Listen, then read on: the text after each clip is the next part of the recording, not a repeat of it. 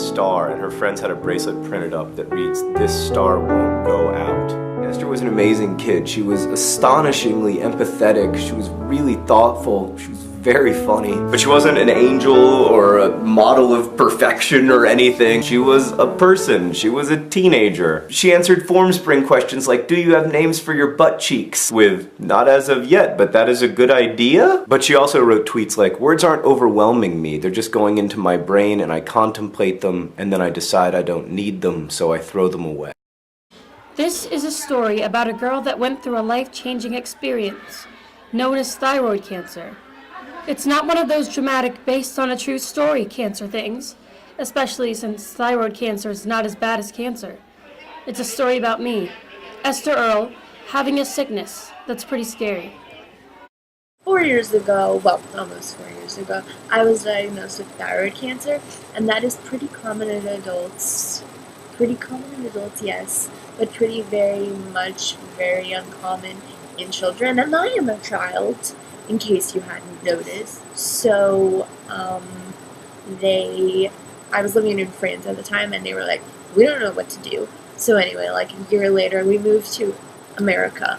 They are pretty knowledgeable in thyroid cancer with children, so they do lots of medical things to me.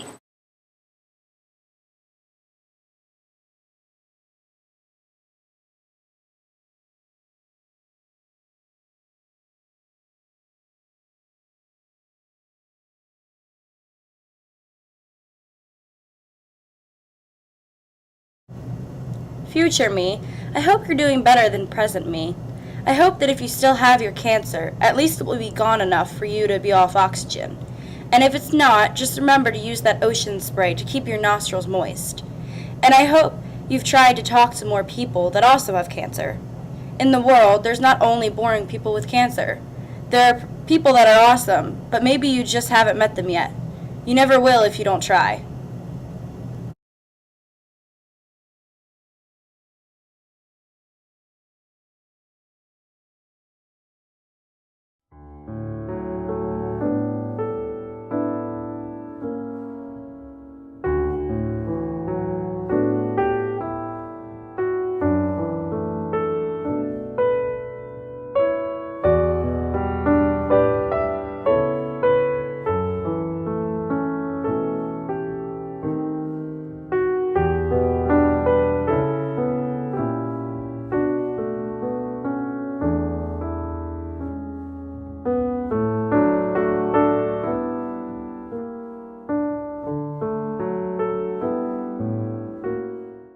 Esther Earl was a fan of YouTube stars John and Hank Green.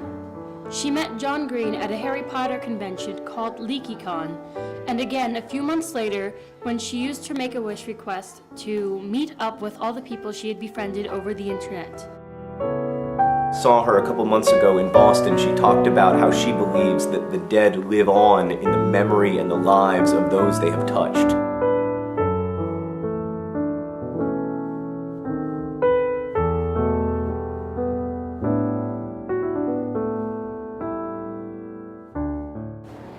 Esther is described by her family and friends as quirky, energetic, and fun-loving, even on the worst of her days.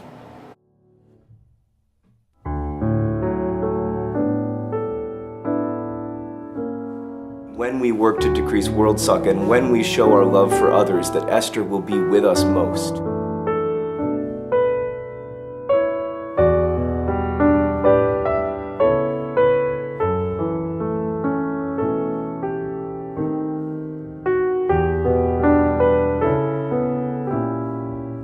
Anyway, I still have cancer, and there's not really a cure for it, so I'm just living day to day.